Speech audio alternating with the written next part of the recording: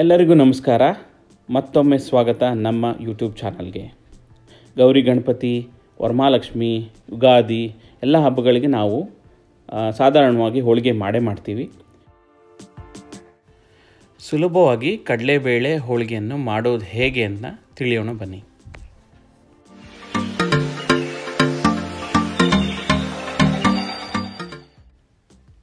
ಹೂರ್ಣ ಹೇಗೆ ಮಾಡೋದು ಅಂತ ನೋಡೋಣ ಬನ್ನಿ. 1 ಗಂಟೆ ನೆನೆಸಿರೋ 1 ಕಪ್ ಕಡಲೆಬೇಳೆನ ಕುಕ್ಕರ್ಗೆ ಹಾಕ್ಕೊಂಡಿದ್ದೀನಿ. 2 ಕಪ್ ನೀರು ಹಾಕಿದ್ದೀನಿ. ಸ್ವಲ್ಪ ಅರಿಶಿನ, 1 ಚಮಚ ಎಣ್ಣೆ ಹಾಕಿ 4 ವಿಸಿಲ್ ಬರೋವರೆಗೆ ಕುಕ್ಕರ್ ಕೂಗಿಸ್ಬೇಕು.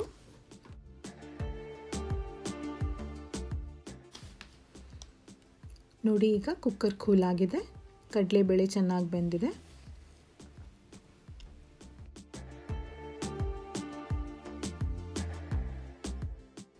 ಕಡಲೆಬೇಳೆ ನೀರು ಬಸ್ತು ಒಂದು ಪಾತ್ರೆಗೆ ತೊಗೊಂಡಿದ್ದೀನಿ. ಮತ್ತು 1 ಕಪ್ ಬೆಲ್ಲ ಹಾಕಿದ್ದೀನಿ. ನಿಮಗೆ ಸಿಹಿ ಜಾಸ್ತಿ ಇಷ್ಟ ಆದಲ್ಲಿ 1.5 ಕಪ್ ಬೆಲ್ಲ ತೊಗೊಳ್ಳಿ. ಬೆಲ್ಲ ಶುಭ್ರವಾಗಿಲ್ಲ ಅಂದರೆ ಬೆಲ್ಲದ ನೀರನ್ನ ಸೋಸ್ಕೊಂಡು ಅದನ್ನು ಬೇಳೆಗೆ ಹಾಕ್ಕೊಳ್ಳಿ. ಚೆನ್ನಾಗಿ ಮಿಶ್ರಣವನ್ನು ಕಲಸಿ ತಣ್ಣಗಾದ ನಂತರ ಮಿಕ್ಸಿ ಜಾರಿಗೆ ಹಾಕಿ ರುಬ್ಬಿ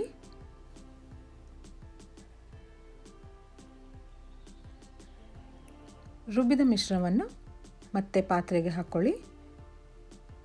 2 ಚಮಚ ತುಪ್ಪ ಹಾಕಿ 1 ಚಮಚ ಏಲಕ್ಕಿ ಪುಡಿ ಹಾಕಿ ಕಡಿಮೆ ಉರಿಲಿ ಅದನ್ನು ಕೈ ಆಡಿಸ್ತಾ ಬನ್ನಿ.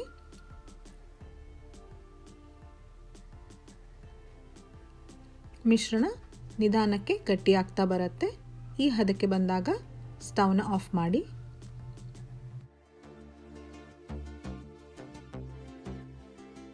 ಈಗ ಹೂರ್ಣ ರೆಡಿಯಾಗಿದೆ. ಈಗ ಕಣಕ ಹೇಗೆ ಮಾಡೋದು ಅಂತ ನೋಡೋಣ. 2 ಕಪ್ ಗೋಧಿ ಹಿಟ್ಟು ತೊಗೊಂಡಿದ್ದೀನಿ. ಅದಕ್ಕೆ ಅರ್ಧ ಕಪ್ ಮೈದಾ ಹಾಕ್ಕೊಂಡಿದ್ದೀನಿ. 1/4 ಚಮಚ ಉಪ್ಪನ್ನು ಹಾಕಿ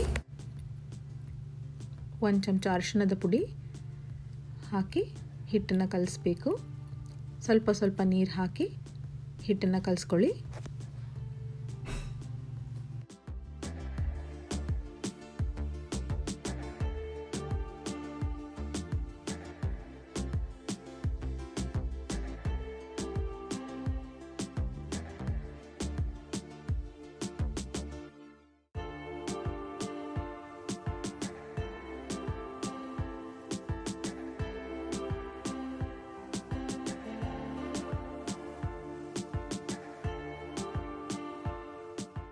ಕಲಸಿದ ನಂತರ 4 ಟೇಬಲ್ ಸ್ಪೂನ್ ಎಣ್ಣೆ ಹಾಕಿ ಚೆನ್ನಾಗಿ ನಾದಬೇಕು.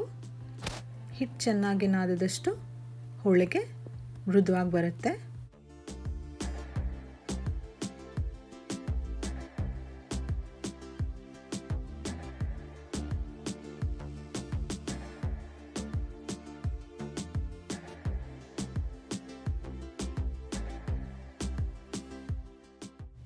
ಈಗ ಸಾಫ್ಟ್ ಕಣಕ ರೆಡಿಯಾಗಿದೆ.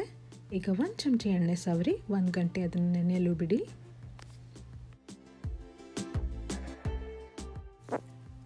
ಹೂರ್ಣ ಆರಿದ ಮೇಲೆ ನೋಡಿ ಈ ಥರ ಮೃದುವಾಗಿ ಬರುತ್ತೆ. ಸುಲಭವಾಗಿ ಅದನ್ನು ಲಟ್ಸ್ಕೋಬೋದು. ಎಷ್ಟು ಹೂರ್ಣ ತೆಗೆದುಕೊಂಡಿರ್ತೀರೋ ಅಷ್ಟೇ ಕಣಕ ತಗೊಂಡು ಸಣ್ಣ ಸಣ್ಣ ಉಂಡೆಗಳು ಮಾಡ್ಕೊಳ್ಳಿ.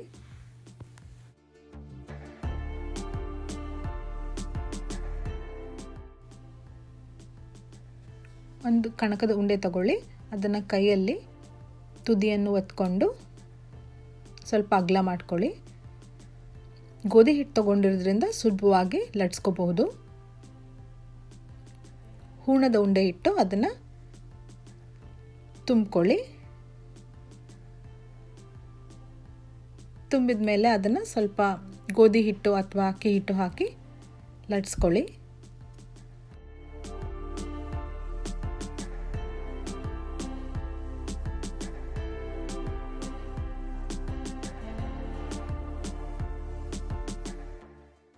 ಲಟ್ಸುವಾಗ ತುಂಬ ನಿಧಾನಕ್ಕೆ ಲಟ್ಸ್ಬೇಕು. ಆಮೇಲೆ ಜಾಸ್ತಿ ಹಿಟ್ಟು ಉಪಯೋಗಿಸಬಾರ್ದು.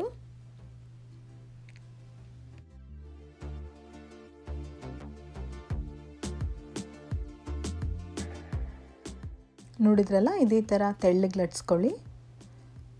ಲಟ್ಸ್ಕೊಂಡ್ಮೇಲೆ ಅದನ್ನು ಹಂಚಿಗೆ ಹಾಕಿ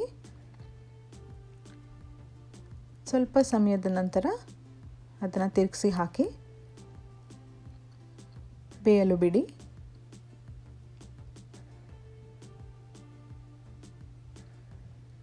ಒಂದು ಚಮಚ ತುಪ್ಪ ಹಾಕಿ ಅದನ್ನು ಚೆನ್ನಾಗಿ ಸವರಿ, ನಂತರ ಮತ್ತೆ ತಿರುಗಿಸಿ ಹಾಕಿ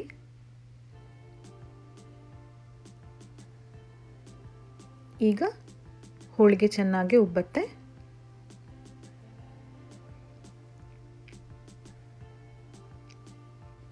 ಎರಡು ಕಡೆ ಅದನ್ನು ಚೆನ್ನಾಗಿ ಬೇಯಿಸ್ಕೊಂಡ್ರೆ ನಿಮ್ಮ ಹೋಳಿಗೆ ರೆಡಿ.